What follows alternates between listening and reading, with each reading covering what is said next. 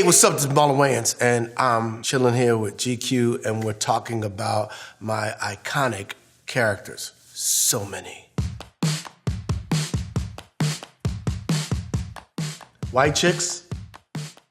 Oh no, I think Sean was high when he called me up with this idea. We don't smoke weed, but I think he was high on green tea. I think someone put weed in his green tea, because he called me up, he was like, Marlon, we should play Two White Girls. It was like 3 in the morning. I said, what? We should play Paris and Nikki Hilton as detectives. I said, bro, like, you high? He's like, no. I said, well then, you need to smoke something to go to sleep. I hung up. Next day, shows up to my house, and it's Paris and Nikki Hilton on the cover of Rolling Stone. He's like, we should play them. And then we watched Some Like It Hot, and I was like, yo, we can do this. And then from there, we just started creating it. And before you knew it, you know, we showed it to my brother, and Keaton was like, I like it, but you gotta do 26 more drafts. He went on this long journey, and he took it from the city and moved it to the Hamptons. And that's when it all kind of started making sense. What's up, money? You got a problem? What you looking at my ass for? Nah, yo, hold my poodle. Hold my poodle. That movie almost killed us. 7 hours of makeup. We'd work 14 hours after that. It takes an hour to take the makeup off. Sean and I would get 2 hours sleep for like 65 days, or 60 days. We still managed to hang out with our cast, and we still managed to write a series of books and write Thugaboo, which was an animated series. That was hard. That one almost killed us. Makeup movies, till they learn how to like digitally do it, special effect wise, that's a lot of work. Everybody's like, do it White Chicks too. I'm like, fuck yourself. You do it White Chicks too. I'm doing black man movies. How about we listen to a little bit of music?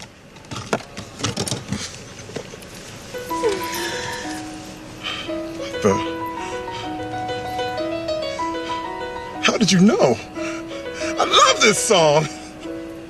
We wanted Terry, we'd seen him in Friday 2 or something like that, and we was like, he would be funny as this. His role was literally a gem from the Wayans joke toolbox. We've been watching that dude since like the early 80s. You know, the black dude that loves white women. Me and my brothers were famous for a long time, so we started hanging out with those kind of brothers, and they'd be like, man, it's snowing in here. They have their own code. Look at all these white girls here, man, it's a blizzard. They had their own, like, language. It was an inside joke that we made an outside joke. Hey, white chocolate, don't stay in the sun so long, you may melt. Oh, Cottontail, I'm coming, nigga. Like, that movie, as hard as it was, man, it's funny. Oopsie, I had a poopsie. Girl, we gonna get along just fine. Back at you. Basking in the ambience. Basking in the ambience. No matter what my character tried to do to get rid of this brother, he would not go away. It was like him trying to, the whole date led up to that. The belching, the farting, the ordering like a wild person, eating with his mouth open, picking his toes at the table. He's doing everything, trying to get this dude off his tail. And then he puts in this song that he thinks that this black person, this brother will hate. And he winds up loving the song. Oh, this is my favorite. And it's like, what do I have to do to get rid of this man? And then he likes me more. That was just a lot of fun, and me and Terry had a great chemistry on screen, and he used to always tell me, I got a crush on your character. He damn near cried when we finished filming. Are you gonna put the character face? Are you gonna put the white makeup on again? No, nigga, I'm not. Leave me alone. Shit. Are you telling me that you are not? Yeah, I'm not a woman. White? Oh, the deception. The betrayal, man. You deceived me. Calm down. I'm an FBI agent. I was uncovering a... Negro, please. Didn't somebody tell you this was an all-white party? Huh? Someone get this jigaboo away from me. Anything where I didn't have to get in that white chick makeup was a great scene. My favorite scene, well, even in the white chick makeup, I would say the bathroom with the feet. Okay. As men, we go to the bathroom like that. Women probably do too, but they're so dainty and sweet and this and that to actually see a sweet little white chick blew a bathroom up like that, it's like, yo! But that scene, and I think the scene where we played bodega store owners.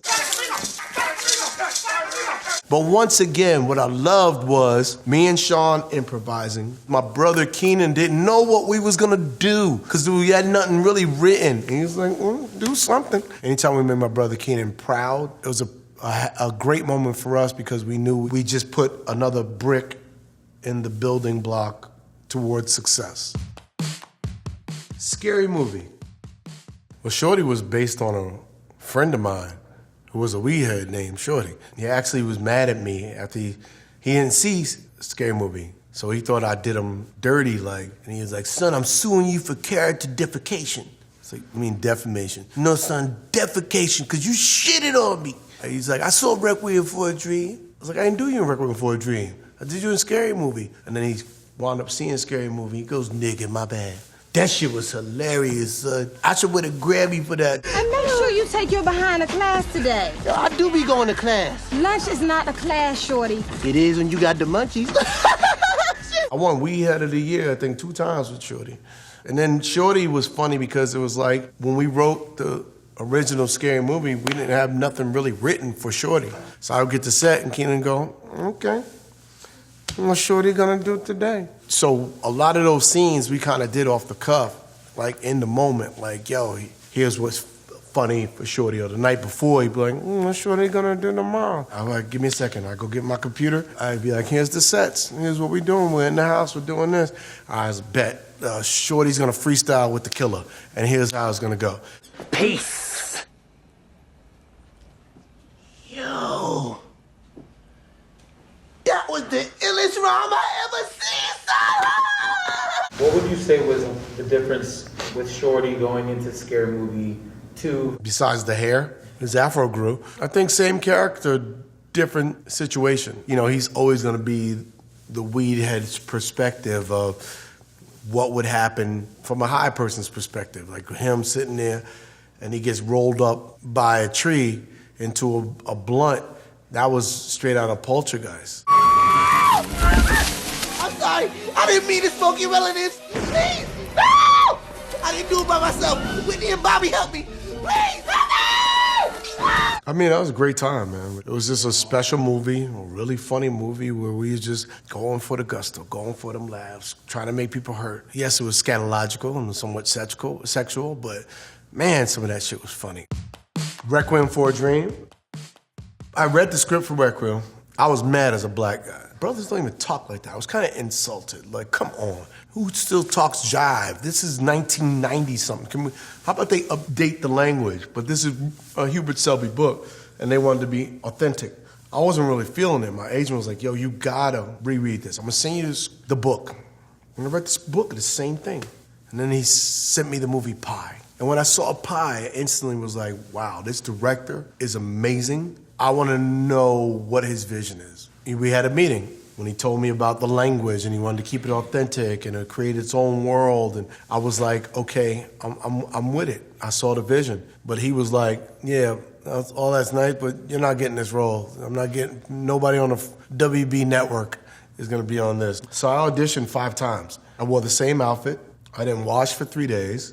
I made my own fake drug kit, smoking cigarettes, which, I don't do. And my boys was like, why are you talking like that? My friends are actors too. They had no idea. I was just doing my character. When I got the role, they was like, I really thought you was going through something. I almost called to get you in rehab. Yeah, once the 5th time, he saw I was serious and I got the role. Nothing. Just thinking about you. Being able to showcase my dramatic chops is always a great thing for me because it's like, oh, I didn't know Michael Jordan knows how to shoot three-pointers. It's always something to have, like when they think they know you, you got something else that they go, oh, I didn't know you could do that. You know, it was a movie that, you know, wound up getting a lot of critical acclaim. They're like, oh, Marlon can act. And I'm like, I went to Performing Arts High School for 4 years. I'm like, bro, I got pain. My mama died. Like, I got a well of tears. Comedy is hard. Drama for comedians is just being your natural, vulnerable self minus the jokes. Now we just deal with the emotions. Now we deal with the truth. Now we deal with the feelings. Now we deal with the subtext. But it was good to showcase it in a great movie. And Darren did a great job with that movie. He cares about everything in the frame. As a director, he cares about he walked me through what the colors of fall was gonna look like, what the colors of winter was gonna look like. We walked around the streets of New York in February with no shirt on. I said, what the hell are you doing? Why am I doing this? It's cold. He said, because you're gonna be filming this wintertime scene in June when it's hot. But I need you to remember how cold it is. And I was like, nigga, I grew up in New York. I know how cold it is with and without a jacket. But he cared, you know what I mean? He cared about the character. He asked me, what's 3 things that I really love? I said, I love joke, I love women, and I love drinking. He said, you can't do either of those for the duration of the movie. Why? Because I want you to know what it's like to fiend for something. I was like, how about 2 out of 3? Let me keep the chicks, man. I mean, he cared, and he had great tools and knew how to speak to every actor. Every actor, we had our own process. And he understood how to approach each one of our languages, you know? And I just credit him. It was a great experience. What the fuck? You know how heavy that camera was on my little skinny back? He put a whole camera on a rig on my, and you're running with this, and he's like, all right, faster. I'm like, fast? I got a 70-pound camera on me. And it was like one of my last days filming, and I just take after take after take, let's go. Nobody understands how hard physically doing movies, acting in movies can be. Everybody's like, why do you work out every day? Why do you go to the gym so much? Why are you doing cardio? I prepare myself for the rigorous amount of physical activity I'm gonna do when I do movies. It's a lot. And it looked great, you know, it's all trust. I trusted him, you know what I mean? And when I saw Pi, I was like, I want that shot. Be careful what you wish for. Don't be a menace to South Central while drinking your juice in the hood. Bro, let's start with, we did 27 drafts before we even filmed the movie. My brother was like, if y'all want to write movies, then this is what you're going to have to do. I think me and my brother went to see Boys in the Hood, which was a great movie, and we saw Menace to Society, another powerful movie, and then South Central. It went from being good to like common denominator. There will always be like this kind of character.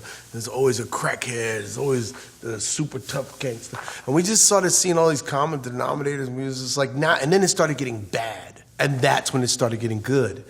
And for us, the darker and more tragic the scene, the funnier the potential for us. Figure I'd get me a job at the post office, you know, maybe at a bank, you know what I'm saying? That's all good, man. Work real hard, work my way up to manager. We need more black people like this. You know what I'm saying? Learn the system a little bit. And I'll rob that motherfucker blind. We just like to dig, and where everybody else sees like this dark, gritty drama, we was like, oh, you know what's funny about that? Me and my brother Sean got a couple big pads and filled those papers back and forth with jokes. And I got the first rough draft of Don't Be a Menace. And as soon as I finished, back to California, and we started putting the movie together, and Keenan kept taking the script, putting a detonator on it, blowing it up, and go start from scratch. 17 rewrites later, more. We was at 27. Me and Sean, we damn near wanted to cry. And then we finally filmed the movie, and Keenan directed the reshoot, and then he edited it together, and that became the classic Don't Be a Menace is. It was a hell of a journey. You know that chronic make me paranoid, baby? Come here, you old fool dog mark-ass trick. Give me some love. You have to understand, this was an era when like Dr. Dre and Snoop and West Coast music was banging into everybody's system. Lope Dogg was a combination of O-Dog from Menace to Society and Snoop Dogg and Ice Cube. We just want to make him the worst nigga. ever. And we put weed in his hair and a condom and a pacifier and a car antenna, like what was important to him at the time. Pants sagging. And we just the way his whole ignorance was, cuz, you know, and he was just gonna be that Mark-ass Trick, you know, we just wanted to make him the most West Coast gangster dude, but with a soft side. He got all these Tex 9s on him, but hey, you not wear these bunny slippers? There was so much texture to the characters that we was creating for the movie. That's a classic, man. It's great that kids are still discovering that. Like, yo, this is a classic. We try to change your mood. We try to make people laugh till they hurt. That's all. In Living Color. Working on Living Color was nerve-wracking, intimidating, educational, and fun. But I learned to work hard. You're on a show where every last single cast member is like gonna be a legend. I was the baby of the bunch, and me and Sean, and nobody was writing sketches for Keenan's little untalented brothers. And that was Keenan talking. So we had to write our own sketches. And so Sean and I would stay up all night long, because that's what the cast would do. Jim Carrey, Damon, Kim, they would stay there till like 3 in the morning writing their characters. And so me and Sean, we'd stay till like 5 in the morning, 6 in the morning, because we just trying to get 1 or 2 things in. And that's why I learned to write. And once I joined the show, me and Sean, we started writing sketches. The first sketch we wrote was Snuff and Rome. I'm about to go where no man's ever gone before. Well, beat me up, Scotty. And then from there, I wrote Mr. Ugly Man, which was the take on Shabba Ranks. I said it 3 times, you still don't understand. If you look up the word ugly in the dictionary, right there on the page, you see a picture of me. Yeah, we was just writing all these funny sketches, and they actually started making it, and it started giving us confidence. Character that I think surprised me and everybody else, that was probably became one of my favorites, was when I did the Wanda sketch. Jamie had a character, the ugly woman. There was a table read, and they needed the ugly man. They picked me to read it. Like I said, they never write sketches for me. Part of me was like, am I ugly? Am I, like, what you trying to say? So I did the ugly man. And that's why I did this guy right here, Luther. And I just tried to out-ugly Wanda. And it was funny because she was dogging him the whole time, the way everybody always dogged her. And they actually found a connection because she hurt his feelings, and they fell in love. It was just a lot of fun improvising with Jamie, because Jamie was just throwing stuff out the back pocket. I didn't know he was going to do it, and I just was just going with the punches. You don't need them. You bruising me. Hey. You bruising me. Look here. I'm bruised. I'll be gentle. I'll be gentle. It was a lot of fun doing that sketch, and that's when I made my big brother Keenan laugh so hard. Whenever I made Keenan laugh or Damon laugh, I know I was doing something special. Wayans Brothers. All right, so Sean and I grew up watching television together since we shared a twin bed. Every Sunday morning, we'd wake up and watch Abbott and Costello, a little bit of Laurel and Hardy, The Three Stooges. We love buddy teams. We watched The Honeymooners, and Sean and I used to watch that show religiously. And we said, one day, we're gonna have our own sitcom. So that's when the dream began. When we left The Living Color, when Keenan left and the family left, Sean and I was like, what are we gonna do? And we was like, let's create our own show. How you doing, Sean? How you doing, Molly? Hello out there in TV land. Hey. My character, of course, was a lot dumber on the Wayans Brothers than I am in real life. Like, I'm kind of educated. I did a year of college. And Sean's not as hand-happy as he was. He used to slap the hell out of me. I'm like, yo, bro, we're really not the Three Stooges. There's only 2 here. And that means I'm not hitting you back, so there's really 1 stooge. But the love, the chemistry, those 2 brothers had each other's back. And I think in real life, me and my brother always had each other's back.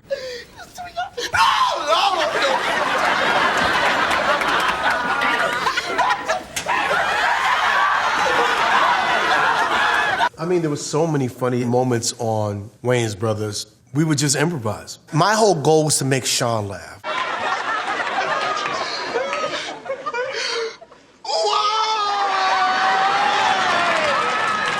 They never really wrote Sean right, so we'd always, all of my friends that was writers, we would all gather and rewrite the scene to give Sean some punchlines and point of view and perspective. And because they never knew what I was gonna do, and I never knew what I was gonna do. All week long, I'm just doing it, rehearsing. When it came time for action and we had that audience in front of us, I zoned out. And we did it on our own. Keenan and Damon's two untalented brothers, that's what they used to call us, did it on our own, and we went 5 seasons. Above the Rim. Yo, Kyle, check out my Sports Illustrated pose after me and you win the championship, sweetie. Get off of me! Ah! It's funny, the character Boogaloo, it was written, but it wasn't. So it was a lot of improv and a lot of like changing of the character on the fly. He had a comedic element to him, especially because I was playing him, but they wanted to keep him at the end to be the guy that killed Birdie. You know, it was a lot of improv on Above the Rim, so it was a lot of fun. And you never know how iconic things are till years later. People like, yo, Above the Rim, yo, LeBron's tossed with the powder. He got that from Above the Rim. All the characters, a lot of the actors in Above the Rim, I did know before we actually started filming. Dwayne Martin and I were friends. Tupac Shakur and I were friends for like years after Juice, because my best friend Omar Epps worked with Pac, and my boy Benjamin Marchand worked with Pac on Juice.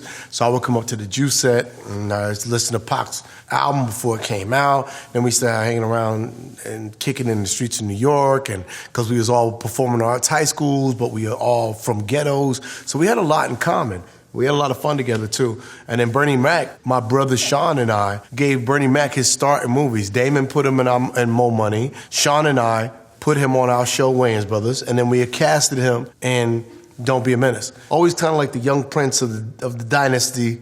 You know, I always got love out in the Hollywood streets, and I forged long-term friendships. Rest in peace to all those that still ain't here.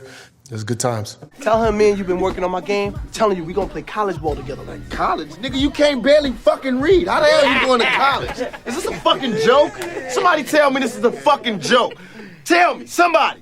Is it a joke? There was a lot of boogaloos that exist in the projects, in the streets, in the jails. It's always that guy, the head cheese, always makes fun of, always puts down. Everybody got a breaking point. People felt sorry for him, and they actually felt vindicated that he actually did that. And no, I didn't kill him in real life. You assholes, stop asking me that. You idiots. No, he was my friend. Boogaloo killed Pac. No, Boogaloo killed Birdie. Marlon loved Pac. Respect. Respect was a great project. I reached out to the director. I like to sit and have meetings with directors. I'm not gonna do a reading, but I would sit down and I wanna know what your vision is, and I want you to hear my vision on the character. Because there's nothing worse than going into a project where you wanna do this character and they wanna do that. It's like you gotta be on the same page. And I like to go to the sets. Let's see what the sets look like, and what kind of wardrobe, and who's the DP? And now I'm starting to ask different questions about the movie itself. What kind of movie am I in? So I flew myself to Atlanta, got off the plane, I met with Liesl, I walked through the production office, and I immediately knew that this woman had a vision. Knowing the cast of Jennifer Hudson and Forest Whitaker, 2 Oscar winners, I was like, yeah, I want to be here. I'm in. You may want to loosen your grip on Aretha. You know, every minister's daughter I've ever known... Nigga, you don't want to mess with me. Or mine. It's hard when you play someone real, right? Because you have to find a way to marry your emotions and your truths and your reality to their reality. It's kind of easier to play like an original character. And I didn't have a lot of footage. It's another thing, you have a lot of footage and you can sit and you can watch and you can mimic. Ted White ain't Aretha. He has like 1.5 minutes of footage out there. So that's what I had to watch. And I just noticed how he spoke and how he moved his hands. And he tried to find words to be articulate. Because back in the 60s, that's what they were trying to do. The men of that era, they would study to find the word because they wanted to sound intelligent. So him, I just watched the isms. I don't like to do too much because I got to bring me to the emotions. I have to marry the two. And there's a balance. So it's just finding out how much of it to do and not do, when to lay off the punch, when to put it on, how to maintain the consistency of the voice and the isms, even though he's angry or he's hurt, because you're marrying your emotions and your truths with their truths and their mannerisms. So you just have to be consistent. We could skip all the flowers and the promises and the love bullshit and just have some fun. I like fun. And we'll have plenty of it. I think Ted's motivating force was to love and protect his woman. And then he realized that he wasn't man enough for the job because it would require him to put his ego aside and his damage from being a hurt little boy aside to protect something that was greater than him. But his intention, I think, was pure. I think he wanted to love and protect his woman, but he got in the way. He was his own obstacle. You're not about to mess this up for me. Where the hell do you I've think you're waited going? too long for this. What up?